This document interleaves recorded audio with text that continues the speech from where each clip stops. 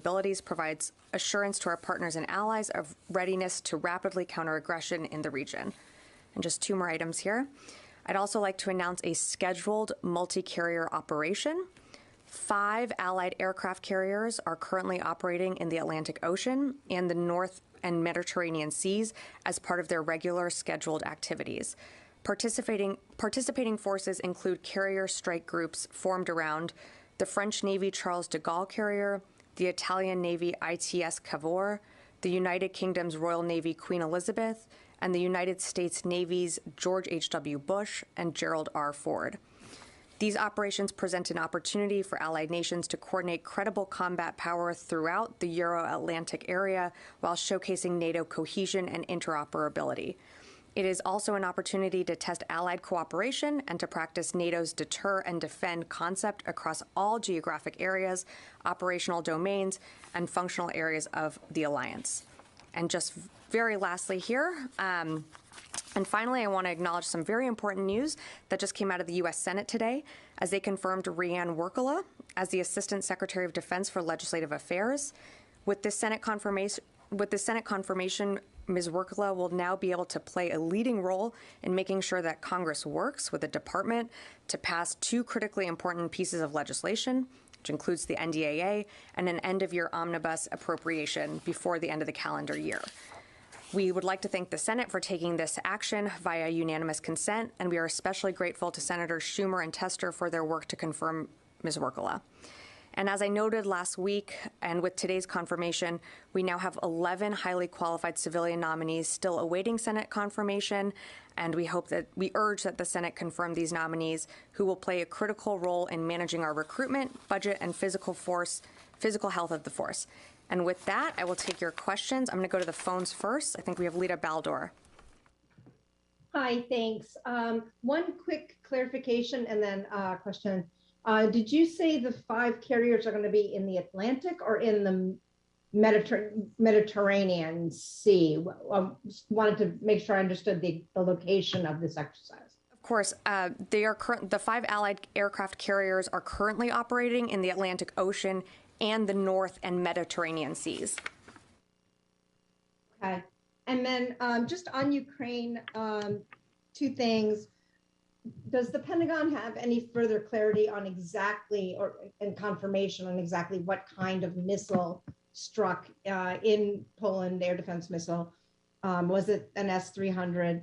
And then secondarily, has Poland reached out to the U.S. to seek any additional military aid, equipment, support in order to defend against any potentially future such incidents? Thanks, Lita, for the question. So for your first question, as you know, the Polish government is leading the investigation, so we have full confidence in their deliberate manner and how they're conducting the investigation. I'm not going to get ahead of the investigation. I'm going to let it continue to play out, and when I have more for you, I'd be happy to report back. And then your second question on additional aid to Poland. As you know, the Secretary spoke with his Polish counterpart earlier this week. The Secretary made clear also here yesterday, following the Ukraine Defense Contact Group, that we have offered our support to Poland as they conduct this investigation. But in terms of force posture, troop movements, anything like that, nothing has changed in terms of our posture within Poland. All right, I'll come to the room and then I'll go back to the phones. Yeah, Brittany. Thank you. Yeah. Another follow-up from yesterday. What did Secretary Austin, Chairman Milley, and their counterparts discuss regarding cyber defense and cyber attacks at the Ukraine Contact Group meeting? And how have their discussions regarding cybersecurity with those counterparts evolved since the invasion and since the earlier meetings? Yeah, thank you for the question. So, again, I think I will let the Secretary and the Chairman's comments speak for themselves. I'm not going to go any further into what they discussed at the Ukraine Defense Contact Group, but those groups, those meetings, and the 7th one was just convened yesterday, that's really about partners and allies coming together to share and to coordinate on what capabilities they can share with Ukraine. So it was, I think the chairman spoke to this, that air defense systems, of course, came up. It's not that cyber's not critically important and didn't come up, but in terms of what the Ukraine Defense Contact Group is focused on, it's about making sure that Ukraine has what it needs and coordinating with our partners and allies on getting Ukraine what it needs. And two quick follow-ups there on that. Would you say that as you're discussing those needs, cybersecurity is trending as less of a priority as we get closer to the winter and as there's more of a focus on data generation and sort of cold weather gear and that stuff? Well, I wouldn't say that one outweighs the other. Cybersecurity is incredibly important. I was just saying in terms of the Defense Contact Group, what that group is focused on is making sure and seeing what we as the United States can further provide Ukraine, but also what our partners and allies can further provide. Cybersecurity remains a top priority, not just for Ukraine, but for us, for other countries around the world. And so I wouldn't say it's sliding, it's just on what was discussed in that meeting. Cool. And then really quick, and then I'll go to another. Really last one. I know the investigation is ongoing regarding the projectiles in Poland, but yesterday General Milley said that there's going to be other forms of data that will be available through other technical means. And so I'm curious if you can elaborate where the data is coming from, what the sources are, and if you guys are pulling from maybe commercial satellite data, open source satellites, where actually is the information that's informing the investigation coming from? Well, again, Poland is leading the investigation. We have offered our assistance, but I would direct you to Poland in terms of what they are using, what satellite capabilities. I would direct you there. Thank you. Jen. Yeah. There's still a difference of opinion. The President Zelensky has not denies that it's a Ukrainian missile. Why aren't the Ukrainians part of the team that's investigating? Well, I think the Ukrainians have said that they offer to be helpful. I would direct you to the Ukrainians to speak more to that. No, I'm saying why are the Ukrainians not being invited by the U.S. and Poland to be part of the investigation? Well, this is Poland's investigation to lead. So I would direct you to Poland to further answer that question. We are not leading this investigation. We have offered our full support to the Polish government, but again, I wouldn't be able to speak to why particular countries are not involved in the investigation itself. And yesterday, the discussions here with the 7th Contact Group, were there concrete proposals or donations of air defense that were made or just discussed?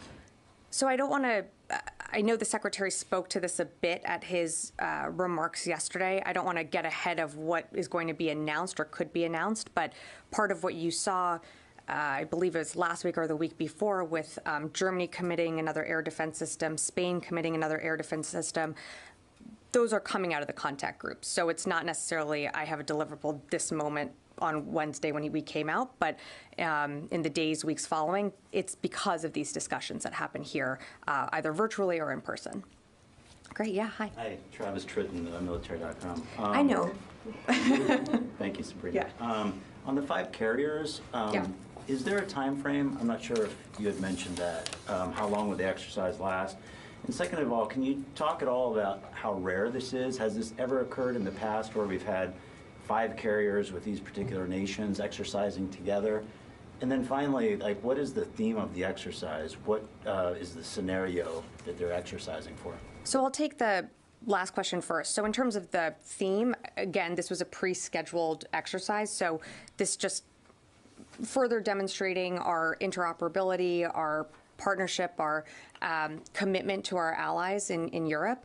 For more on how long the exercise is taking place, I would direct you to EUCOM for that. And I think you asked about, has this taken place before, or the size of this exercise? I don't know the answer to that. I'd be happy to take that question. I just don't know off the top of my head. But it is significant, and that it is 5 allied aircraft participating in this operation. But I would have to get back to you on that one. Can I just follow up? Sure. Clarification, and then later on I'll ask my question about something else. Okay. So initially you said this is they're participating in an operation. Is this? It's a multi-carrier operation. Is it an operation or exercise? We're classifying it as a multi-carrier operation because it's not necessarily, it doesn't have a name attached to it. Like I read out at the top of the in my topper about what the Marines are doing in Japan. I would say this is, something that was pre-scheduled. For more questions, I would direct you to UCOM. Okay, thank you. Great. I'm going to go to the phones, and then I'll come back in the room. And I saw you, Oren. Sorry. Phil Stewart, Reuters. Hey there. I just wanted to follow up on something the secretary said yesterday on the Polish site. The investigation is going on in Poland. He said, that the United States, or he said, we are assisting in any way we can. We do have some experts on the ground there helping Polish leadership. I'm hoping you can explain a little bit, what DoD experts are on the ground there. How are they assisting Polish leadership? And what kind of group, what size group are we talking about? Is this dozens of people? Is it a few people? What can you tell us? So I'm not going to get further ahead of what the secretary said. Again, this investigation, we're gonna let Poland lead. And in terms of further details on U.S. participation, the secretary confirmed yesterday that we've offered our support. We are actively engaged with Polish leadership, but not gonna be able to offer more on that front. I'm gonna go to Heather, USNI. Thanks so much. Like other people, I have questions about this exercise. Can you tell me when it was scheduled, and what does the Ford bring, since it's the new aircraft carrier? I'm sorry, and can you repeat the last part of your question on the Ford? Sure. I was just wondering if you can expand on what the Ford's going to be able to bring, given that it's the newest aircraft carrier. I mean, in terms of more specifics on the Ford, I would direct you to the Navy. But in terms of what this exercise brings, again, it shows a partnership and continued alliance with our NATO partners and allies in the region. But for further details, I would direct you to UCOM just on the exercise itself. Sorry, not the exercise, the multi-carrier operation. Sorry, but I would direct you to UCOM for further details. It's currently underway, but I don't have the exact timeline on when it's supposed to wrap. I'm going to take one last from the phone, and then I'll come into the room. Caitlin. Hey, there's been a number of initiatives to restock some of the HIMARS, like announced today. I'm wondering if you can speak at all to if the U.S. has enough in its stocks to continue sending critical weapons to Ukraine, and what the department is doing to help resupply those stocks. Thanks, Caitlin, for the question. So the secretary spoke to this yesterday, and I think the chairman did as well. We're not going to dip below our readiness levels, and we continue to assess our readiness levels with each, whether it's a presidential drawdown package or security assistance that we announce. Our goal is to make sure that we are setting up Ukraine for this enduring war that Russia started in February, and we're in it for the long haul. As the secretary said yesterday, we're going to continue to support Ukraine for as long as it takes. And so you're going to continue to see packages announced from this department, from other agencies when it comes to support for Ukraine. But again, our support, we're going to continue to do what we can for Ukraine in any way that we can for the long term as well. All right, I'm going to come back into the room. Yeah, Oren, and then I'll. Two questions. Is there an expectation that Secretary Austin will meet his Chinese counterpart in Cambodia, which I think would be the first time since the Shangri-La dialogue? And second question, unrelated, Iran recently claims to have tested a hypersonic missile. Does the U.S. view that as credible? Have they developed this technology? And is this a new threat from Iran? So in terms of the secretary meeting his Chinese counterpart when in Cambodia, I have nothing to read out, no other meetings to read out or to announce today. For your second question on the Iran hypersonic missile claims, we've seen the reports asserted by Iranian we've seen the reports asserted and coming out of Iran. We remain skeptical of these reports. As always, I'm going to refrain from talking about our intelligence and our reporting and our own assessments, but we will continue to monitor closely Iran's any development or proliferation of advanced technology coming out of Iran or missile systems. Yeah. Tony. A couple things. Sure. I want to go back to the question of technical means that Millie mentioned yesterday elliptically. I don't expect you to know this, but maybe you can get a written answer. Is he referring, when he says technical means, to our early morning satellites, our missile track satellites that could have picked up a plume from the ground going into Poland? That's not classified stuff, but that would be useful to If you can clarify that in writing, because that would be a major contribution to from the United States to this effort. What technical means was he talking about? Well, for that, in terms of that question, I would refer you to the joint staff to further answer that, just because I don't want to mischaracterize. Ask them for a written answer. That's why I don't expect you to know this. Yeah, I mean, I fully do not know the answer to that question, but I would refer you to the joint staff for that. Why Afghanistan? Sure. It'll become topical when the new Congress convenes because they're going to come after the Pentagon Yeah. on the withdrawal. The CIGAR yesterday released its final report on why the Afghan government fell. What is the status of the classified after-action report that General Ryder mentioned like 3 months ago? Can we get an unclassified summary of that?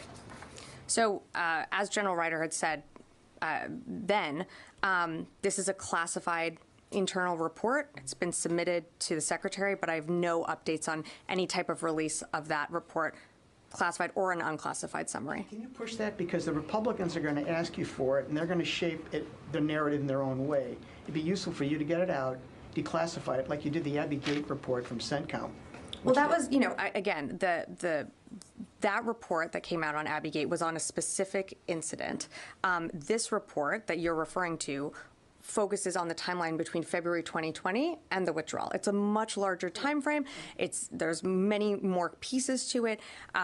Again, Abbey Gate was a separate incident, and while I always appreciate your advice, Tony, and I will take it under consideration. This is, again, a classified internal report, and I just have no updates for you on any type of release of that yet. Let me throw an audit question at you. Okay. We're going from Afghanistan to audit. Okay. So this You week, just want to stay in the A's right now. Okay. Okay. The comptroller acknowledged that for the 5th year in a row, the Pentagon didn't get a clean audit opinion on its 28 consolidated audits. So people are going to ask, given that you can't keep track of your stocks, i.e. audit, how do we know that you can keep track of Pentagon inventories going to Ukraine, that you're not sending them stuff and then coming up, you have a major shortfall because you don't have a good enough inventory? This is going to come up as an issue. It's simplistic, Right. but I want to give you a chance to get ahead of that.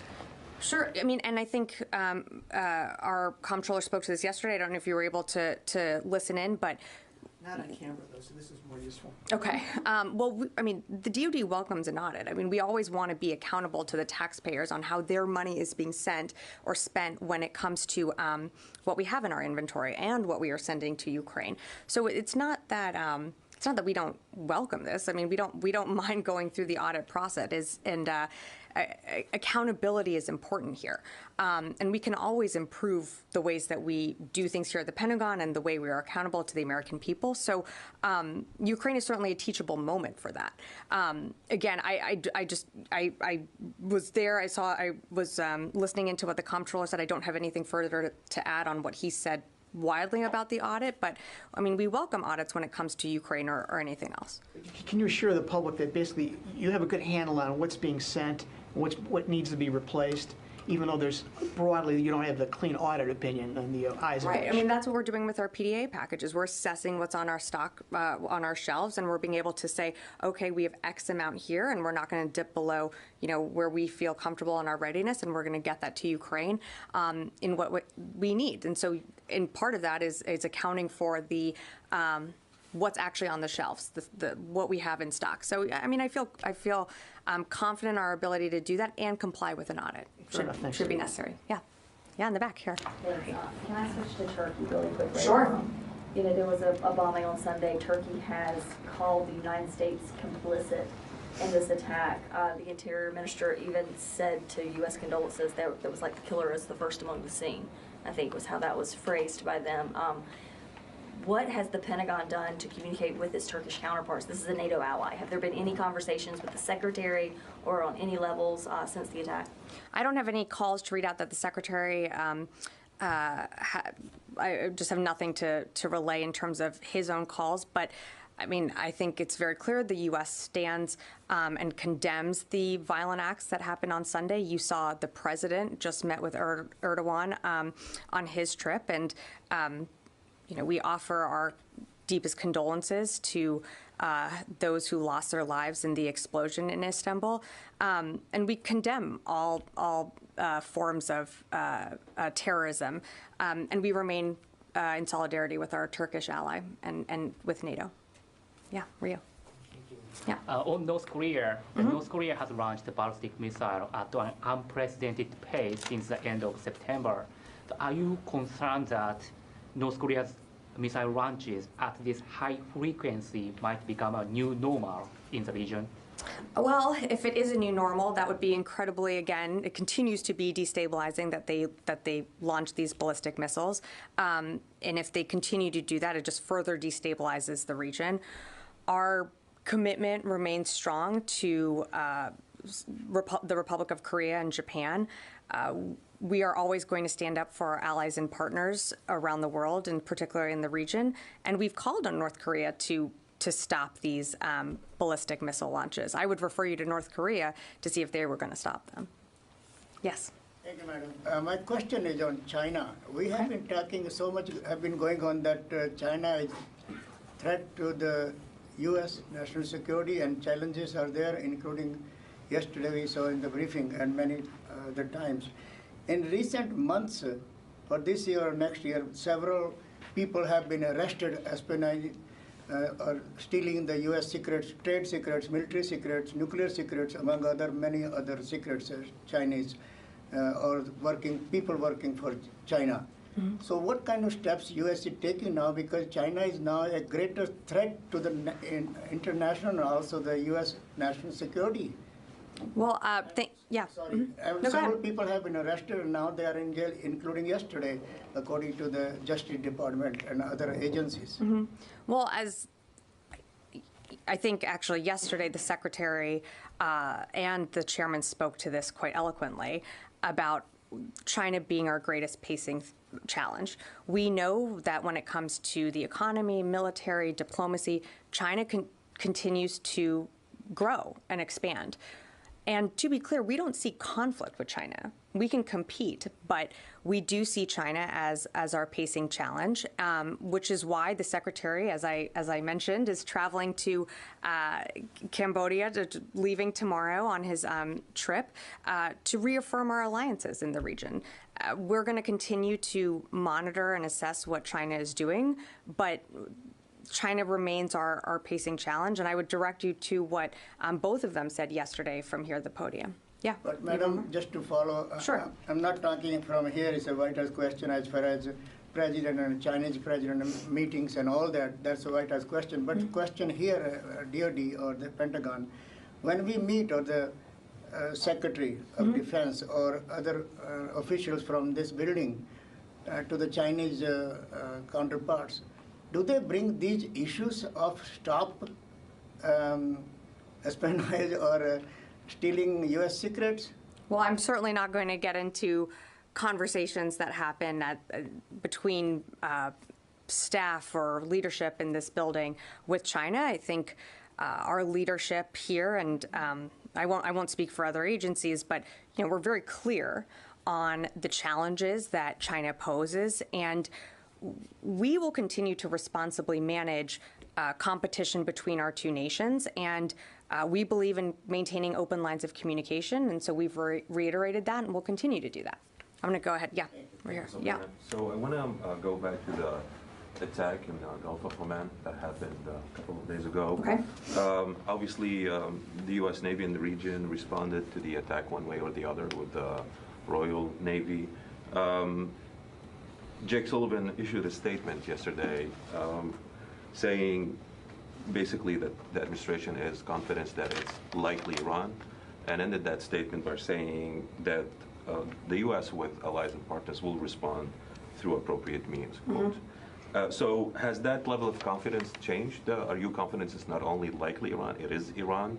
And the second question is, when we're talking about a response from the administration, has the department been asked to prepare any options? And your understanding, this response, is it limited to diplomatic and economic actions, or are all options on the table? Well, I certainly wouldn't want to engage in a hypothetical and potentially something that, would forecast how we would respond one way or the other. So again, I would refrain from engaging on the second question, because that is a hypothetical that I just don't want to go down that path. But I would direct you to what Mr. Sullivan's statement said yesterday. We are likely confident that Iran conducted an attack using a UAV. This would not be unprecedented for them. We've seen this type of behavior before, and behavior like this threatens navigation.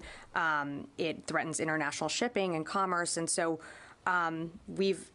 you've seen us work with our partners and allies in the region. We're going to continue to do that, but actions like that Iran took are not only destabilizing, but they fly in the face of the rules-based order that we are seeking to uphold. May I follow up? Sure. So I don't understand how my question is hypothetical. It's a public statement by a U.S. official that, quote, respond through appropriate means, unquote. What are appropriate means in this instance? Well, I'm not going, but the way you had phrased it, I believe at first was, if this happens, then, or what further actions take. No. Well, let me just say that again, I'm not going to forecast what means we're going to take. I don't think that would be I don't think it'd be a good way to show our cards from here. I think I would let Mr. Sullivan's statements stand for itself. Again, we are going to work with our partners and allies, and we continue to work with our partners and allies in the region. And I'm not just going to go down a path of like potentially telling you what we could or could not do. I just don't think that's helpful at this time. Has this incident been discussed during the phone call today between the secretary and his Israeli counterpart? We'll have a readout shortly, and from there you can see what was discussed. Yeah. Anyone else here? Yes. The coordinates, Sputnik News Russia. I have a couple of questions, if I may. Okay. Thank you. My first question is about yesterday's press briefing. General Milley said that he tried to reach his Russian counterparts to discuss the incident in Poland, but he was unsuccessful. And so my question is, what did he want to accomplish with this call? What was the idea behind I would this direct call? you to his staff. Okay, and my second question is about arms inspections in Ukraine. Are there any findings already, or are they still on? I have nothing to read out at this time. When I do, I'll let you know. Okay. Anyone else? Yeah. Carrington Clark from the Australian Broadcasting Corporation. Oh, nice to see you in the briefing room. Thank you. It's the first time here. Okay. Welcome. Australia has been struck by a couple of pretty major cyber attacks recently, one emanating, it appears, from Russia. I'm just wondering, has the Defence Department had any communication with Australia about those attacks? And would you see such an attack at the moment? It's hard to see whether or not there's speculation about whether or not it's been not orchestrated, but at least with the some sort of Russian government okay. Would you see a similar attack in America as being an attack by a foreign entity, and how would you see such an attack in Australia? Well, in terms of an attack on Australia, again, cyber attacks are incredibly dangerous. We have here from the department, other agencies have worked with our Australian counterparts and continue to work with them. I don't have a call to read out from the secretary per se, but of course we are in touch at different levels with the Australian government. In terms of your second question, can you repeat it? I just want to make sure I'm understanding it correctly. There's now, Australia's trying to analyse exactly what this attack meant, who's behind it. Would you see a similar attack? In this case, it was Australian private information being taken, held for ransom. And although there is no direct evidence, at least publicly, that it was orchestrated by the Russian government, if a similar attack occurred in the United States, where people from Russia, for example, or another country were taking that kind of information, would you see that as being effectively an attack on America by a foreign country? Well, again, that's a hypothetical. Fortunately, that has not happened, and I'm not going to engage in hypotheticals from here. But I thank you for the question, but just not going to get into that. Okay, yes, I'll take one more, and then I'll wrap it up. Thank you so much. Yeah. With the recent Ukraine forces, that the achievement in the battleground that they did against the Russian forces, so does the DoD think that Ukraine today is in a position of strength to start a negotiation with Russia? Well, I would, again, and I think the secretary and the chairman spoke to this, it is up to Ukraine to decide when they want to negotiate. The secretary convened the Ukraine contact group yesterday to work with our partners and allies around the world to ensure that Ukraine has what it needs in this war against Russia. And, just to remind folks here, but this war could end tomorrow. This war could end now. Russia has the opportunity, the choice to make, to decide to pull its troops, to remove its equipment, to get its systems out of Ukraine, and be held responsible for invading a sovereign nation. And so, I would let Ukraine speak to when it's ready to negotiate. But I think you heard pretty strongly from the secretary and from the chairman yesterday that we are committed to providing Ukraine what it needs, and we are going to continue to provide Ukraine what it needs for the long haul. Okay, great. Thanks all. Happy Thursday. Happy Thursday. And I will see you tomorrow. Yeah, see ya.